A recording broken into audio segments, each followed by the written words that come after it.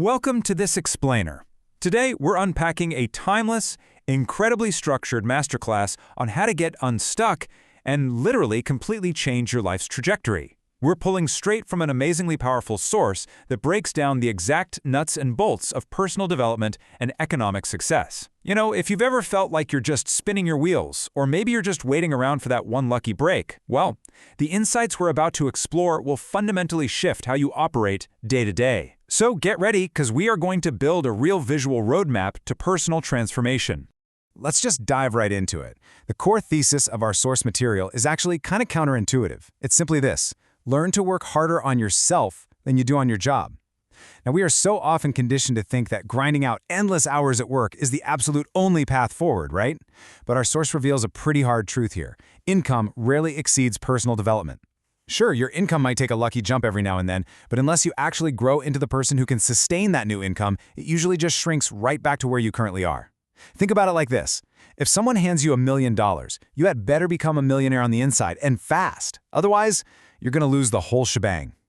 And honestly, that brings us to a massive paradigm shift. See, the old way of thinking is that success is something you pursue, like it's this thing you just frantically chase down. But the reality? Success is something you attract by the person you become. So, instead of blindly going after wealth or happiness, the source argues that you absolutely must work on yourself first. Why? Because true happiness isn't just sitting there in what you get at the finish line. Nope, happiness is contained in who you become along the journey. To get us there, we're going to follow a very specific playbook today. Here's our agenda. 1. The secret to wealth. 2. Step 1. Gather ideas. 3. Step 2. Build discipline. 4. Step 3. Respect the system. And finally, the ultimate choice. All right, let's jump right into step 1, gather ideas. So our source makes a brilliant point here. A lack of money is never actually the real problem. The real problem is a lack of ideas. If you want to change your life, you need ideas, because there literally isn't anything a good idea can't change. But you must actively study the things you want. If you want to be successful, you have to make a study of success. If you wish to be happy, study happiness. If you want wealth, study wealth. You just cannot leave your life to chance. I mean, too many people go through their day with their fingers crossed, just hoping things work out. That's not going to cut it. The philosophy here is that you must deliberately study these things, and when you find something that actually works, write it down in a journal. Seriously, don't use your head as a filing cabinet. Write it down, use repetition, and eventually that idea takes root and actually starts showing up in your bank account, your personality, and your lifestyle. So let's look at how this builds into actionable tactics. Our source gives us a really strict rule of 3 for gathering these life-changing ideas. 1. You must read. 2. You must listen. And 3. You must observe. Let's break down exactly how to pull each of these off. First up is reading. And look, there is a stark contrast here between standard education and self-education. Standard education, that's going to get you standard results. If you want to go beyond the norm, you have to become self-educated. Every truly successful person out there is just massively driven by curiosity. They just read, and read some more. Why?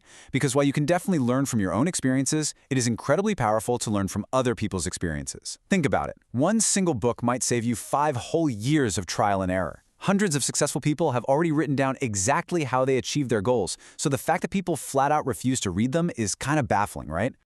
So what's the actual actionable target here? It's 30. 30 minutes. You don't have to stay up reading half the night. You just need to dedicate exactly 30 minutes a day to it. Read something positive, something challenging, maybe something instructional, or totally inspirational. Just 30 minutes a day to become a really good reader and a dedicated student of life, rather than just a follower.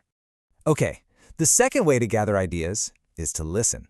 And the source offers some highly unconventional, but honestly, totally brilliant advice here. Buy a successful person dinner. Spend $50, $60, or hey, even $800. Go for the full 9-course meal if you have to. If you are not doing as well as you'd like, the best thing you can possibly do is find someone who is, and pay for their time with a phenomenal meal. Look, if you get a highly successful person to eat and talk for 2 solid hours, they're liable to drop ideas right into your lap that can multiply your income by 2, 3, or even 5 times.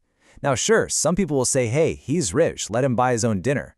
But that completely misses the point. You aren't just buying food, you're paying for direct access to their mindset. Now, the third method is to observe. And the source makes this really powerful distinction: sight versus insight. Sight is just seeing with your physical eyes. Insight, though, is seeing with your mind, which is what actually allows you to see the real answers. Success leaves clues, and if you pay close attention, you can pick them up. Watch how a successful person shakes hands. Watch how they handle a conflict. Our source even jokes that if a guy is making $10,000 a month, you should watch how he walks. Even if it's a funny little walk, copy it. The core message here is to be an unusually careful observer of what's going on around you. Don't miss a thing. Wherever you are, make sure you are truly there. All right, moving on to step 2, build discipline. Now, gathering ideas is absolutely vital, but this is where we face a pretty brutal truth from our source material. If you let your learning lead only to knowledge, well, you become a fool. But if you let it lead to action, you can become wealthy. And remember, we aren't just talking about money here. Money is just one single metric, and honestly, there are plenty of people with lots of cash who are spiritually and personally bankrupt. The real goal is to translate what you've learned into immediate, massive action. You need to get wildly, genuinely excited about your own ability to make yourself do the necessary things. The thing is, execution actually compounds over time. You don't start by just going out and conquering the world on day one. You start with the little disciplines. You make a list of a few small things you can do tomorrow, and you just get right on them. By doing this, you start to build muscle, and you get the practice you need. Because let's be real, you simply cannot handle the massive challenges in life unless you've mastered the little ones first. If you skip over those small disciplines, when life inevitably hands you a massive hurdle, you just won't have the muscle memory or the strength to clear it. And a totally crucial point the source makes here is understanding exactly where the drive to do all this actually comes from. It argues that self-motivation is really the only kind of motivation that exists. You can't just outsource your motivation and rely on someone else to get you going. I mean, what if they don't show up? What if the person who's supposed to fire you up just doesn't arrive? You have to have a much better plan for your life than just hoping someone else comes along to push you. You have to be the engine. Which brings us to step 3, respect the system. The warning here is incredibly clear, and it's so important. Find out how the system works, work the system, but do not try to beat it. It is so incredibly common for people to learn just enough to start bending the rules, shading the truth a bit, cutting corners, and looking for cheap, easy answers. But our source warns that if you fall into that trap, you are going to wind up with a cheap life. Find out how things work best and just do it that way. Even if it takes a little bit longer, do it right. Never compromise with what's right just to cross the finish line a fraction of a second faster. And that leads us to our final section, the ultimate choice.